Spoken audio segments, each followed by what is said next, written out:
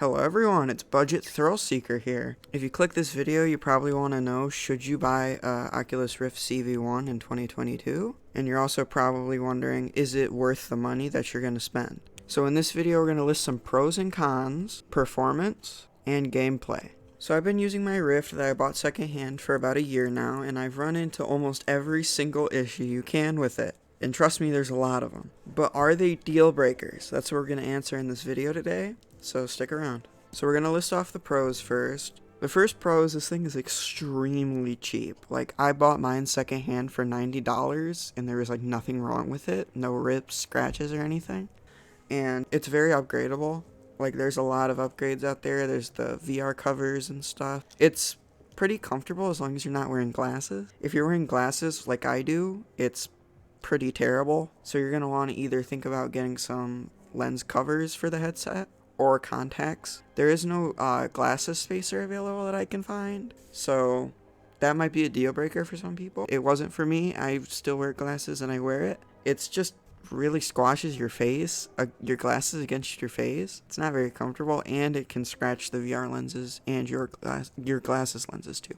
Another pro is that the tracking is pretty good as long as you have 3 trackers. I only have 2, so the footage you see in this video of the gameplay, that's only with 2 trackers, and it's decent as long as you're casual. Like, it'll work great for Beat Saber, Pistol Whip, and stuff like that, forward-facing games. But stuff like Boneworks and like Half-Life Alyx and all that, it's pretty good, but it's not optimal. A new tracker, like a brand new one's like $70. So not a terrible deal, and it comes with an extension cord. I'll leave a link in the description. I haven't gotten it yet because I can't afford it, but is it worth buying? Probably, but I have no use for it. Literally all I play is Beat Saber and then Boneworks sometimes. But if you have 3 trackers, the tracking is really good, like definitely better than the Rift S. If you want me to make a separate video on the Rift S, I can do that too, because I also have one. And that leads on to our next pro. The controllers are pretty much perfect for Beat Saber. They're nicely weighted. The claw grip that you can do with these is really good. Like, it's really comfortable, and it ain't gonna dig into your fingers like the Rift S does. The only thing about that is it's kind of heavy, but other than that, they're pretty good for claw grip, and the tracking's good. It does lose it every once in a while. The controllers are extremely durable. I've broken 2 Quest 2 controllers. 3 actually. I've broken 1 left one, 2 right ones. They're not durable at all. Great controllers. Some of my, or probably the best Oculus controller by far. Controllers are really nicely weighted. Like, they feel really high quality, which can be a con for Beat Saber, but I haven't had an issue with it, and I play pretty competitively. Battery life is pretty good. It is disposable batteries though, which kind of sucks because, you know, you have to throw them away and buy new ones and stuff, and that gets annoying. But hey, other than that, these controllers are really good. The springs are really nice. No full finger tracking, but I think that's an obvious. This one's kind of a stupid pro, but you don't have to worry about the battery dying, like the Quest 2 if you're using that on PC. Like, if you have the Link, it doesn't work very well. The battery could die on the headset. When I was using that for a couple months, I got really annoyed. And it would die constantly. The battery wasn't very good. So back to the actual headset, not the controllers. It is very light, which can be a pro and a con. This actually might be the lightest VR headset out there. It's light, and the head strap, for a default head strap, is very comfortable. I will say though, the Velcro does like wear off pretty badly, and it doesn't stay. Yeah, it wears off, and then it's not very replaceable. So that's another issue, but we'll get on to more of those in the cons. And the final pro that I can think of, you don't need an insane PC to run it. Like a Pimax or something, you don't need a good PC to run it and get decent FPS. I get 60 FPS in Beat Saber, and my PC, my graphics card specifically, is pretty bad. All the other stuff is pretty decent, but the graphics card itself is not very good. This thing does just fine. Like, I have no complaints. It does lag a little, but that's, I mean, you know, when you have a crappy PC, that's what you get. Alright, now we're going to get on to the cons. First off, and this is this is like a major con, which this is probably the worst thing about the headset, is that the USB breaks, like, it's bad. It's terrible. The headset, mine blacks out like every 5 minutes if you don't like do this entire ritual where you unplug the USB, you plug it into a different port, and then you close the Oculus software, and then you open it again, and then you do it all again. And then sometimes it comes back, and then other times it doesn't. Sometimes it just blacks out, and then it crashes your whole computer. So that's a major con. That is one reason I would not recommend it. It's very annoying to deal with. Especially when you're a competitive, like, quote-unquote professional Beat Saber player like me. It makes the game unplayable, basically. It's unplayable. There is a way to fix it, and I found out that way. But it, like I told you earlier, it's really annoying. It's not something you want to deal with. So if you do have the money for like a Vive or something with index controllers, definitely go for that. But if you're really budgeting, this headset is the cheapest you're going to find. Another con is the USB trackers for the controllers, like the, I guess, lighthouses. If you don't have like many USB ports, you're pretty screwed unless you get like a USB port, but then you're going to have some latency. Definitely don't want that. So at minimum, you're going to need one, but no one recommends one, and most you're going to find come with two. So on the safe side, say you're going to at least have 2 trackers. That's 2 full USB ports that you need to plug into your computer instead of one like the Vive and Index, where it has like a hub, like a 0 latency hub, and then you don't have to plug into your PC. So you only have one. Also, the tracker cords are pretty short, so you're definitely probably going to need some extension leads for the like USB extension leads, and it has to be USB 3.0, and there still is going to be like a minimal amount of latency even if you get the best you can find. So still not optimal. Another con is that the HDMI thing. If you have 2 monitors like me, you're going to have to unplug the HDMI monitor, and that gets annoying after a while because you don't have 2 monitors on the display thing on Oculus software, which gets annoying, and the desktop can get really crowded, especially a streamer like me. If you only have like 1 monitor, it doesn't really matter, but if you have 2, that's another thing to consider.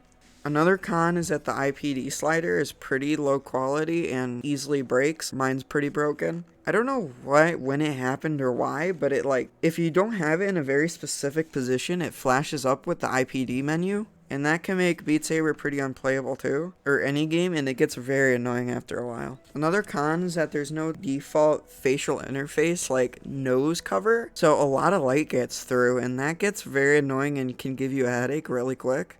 I personally find it extremely annoying because in my mixed reality studio, I have very bright lights so the green screen works, you know? Especially when it's all green, it gets very confusing sometimes. The VR cover, facial interface, which I have, does come with it, but mine broke and it's not very durable. That leads on to our next con, the facial interface. Oh my god, the facial interface. It is terrible. It rips apart very quickly, like it's not good. Rips apart immediately. If you get any sort of moisture in it, like sweat or anything, the thing's falling apart. Like there's nothing you can do, it's falling apart.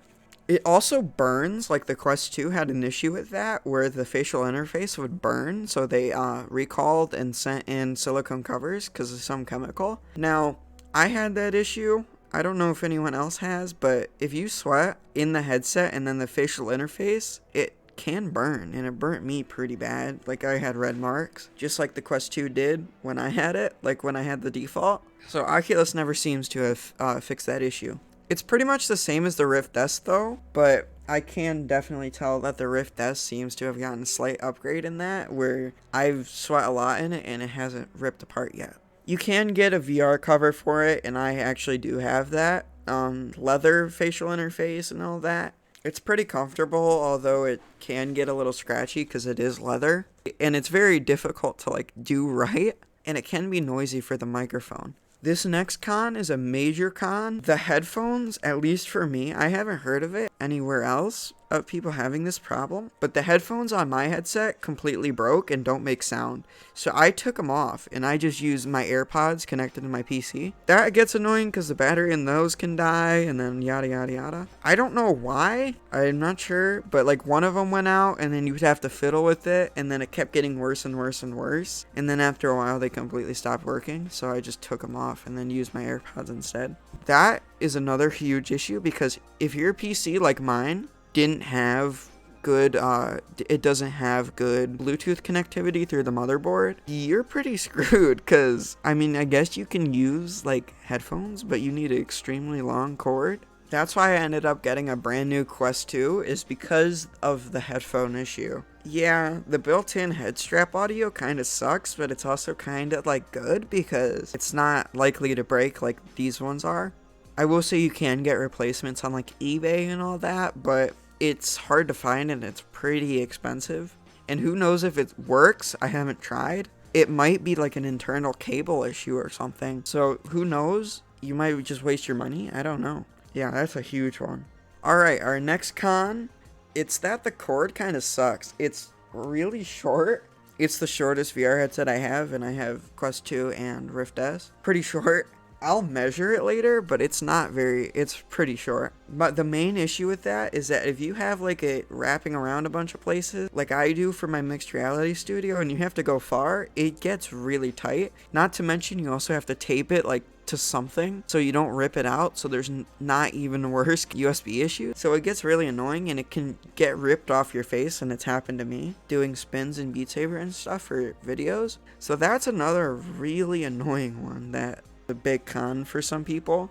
You might be able to get like extension. I've never heard of them. It also gets twisted up really easy, like really easy. Yeah, it gets bunched up pretty bad after a while, so definitely not a good thing. And our next and final con is that you can't get them brand new.